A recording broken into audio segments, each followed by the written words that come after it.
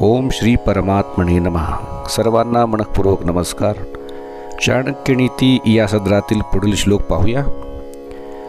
सुकुले योजयेत कन्यां पुत्रं विद्यासु योजयेत व्यसने योजयेत शत्रुं मित्रं धर्मे नियोजयेत. अर्थात एका समजूतदार व्यक्तीने आपल्या कन्येचा विवाह एखाद्या चांगल्या कुळामध्ये लावून द्यावा, मुलाला उत्तम अशा प्रकारचं शिक्षण द्यावं, शत्रूला एखाद्या संकटामध्ये असं व्यस्त ठेवलं पाहिजे की तो त्यातून बाहेर निघता कामा नये, आणि आपल्या मित्राला कायम धर्ममार्गावरचंच वर्तन करण्यासाठी आपण प्रेरित करावं. थोडं स्पष्टीकरण पाहूया.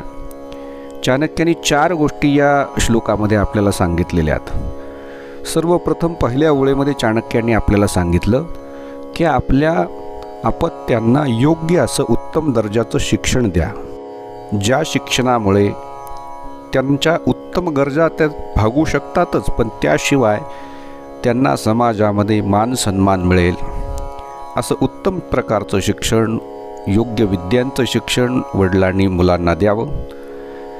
आपल्या मुलीचं शिक्षण पूर्ण झाल्यानंतर तिचा विवाह योग्य अशा वराशी लावून द्यावा. ते कुळसुद्धा चांगलं असावं, जेणेकरून तिचं उत्तर आयुष्य हे आनंदामध्ये जाईल. तिसरी गोष्ट या ठिकाणी सांगितली ती म्हणजे व्यसने योजयेत शत्रुं.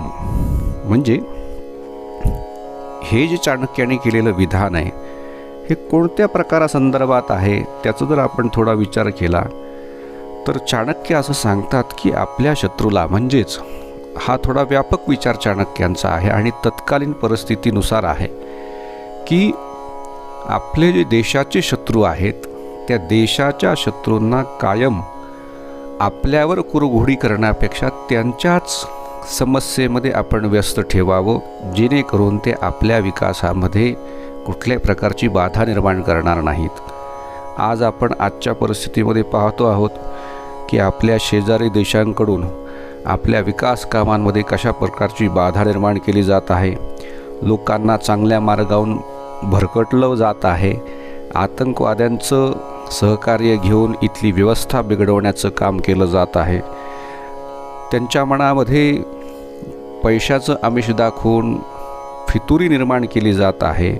ह्या सगळ्या प्रकारची संकटांची चाहूल कदाचित चाणक्यांना त्या काळामध्ये सुद्धा लागलेली असावी, की अशी संकटं देशाच्या प्रगतीसाठी बाधक असतात.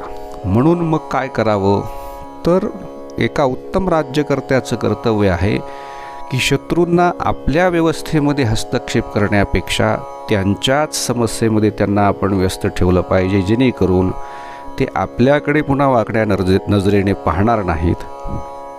आणि आंतरराष्ट्रीय स्तरावर आपण पाहतो आहोत की इतर देशांना कमजोर बनवण्यासाठी पाहिजेल त्या थराला जाऊन आजकाल वेगवेगळी षडयंत्र केली जात आहेत. अशा परिस्थितीमध्ये आपण स्वतः जागरूक राहून त्यांना त्यांच्याच संकटामध्ये व्यस्त आपण ठेवलं पाहिजे.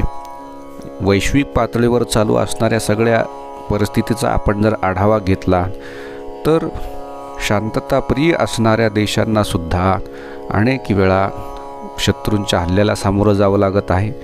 चाणक्यांचे हे विचार खऱ्या अर्थानं किती काल सुसंगत आहेत.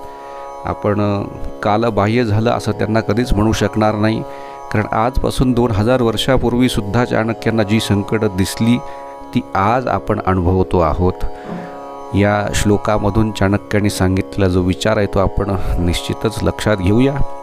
आणि सगळ्यात शेवटी चाणक्य आपल्याला सांगतात की आपला मित्र जो आहे त्या मित्राला कायम आपण धर्ममार्गावर चालण्यासाठी प्रेरित करावं.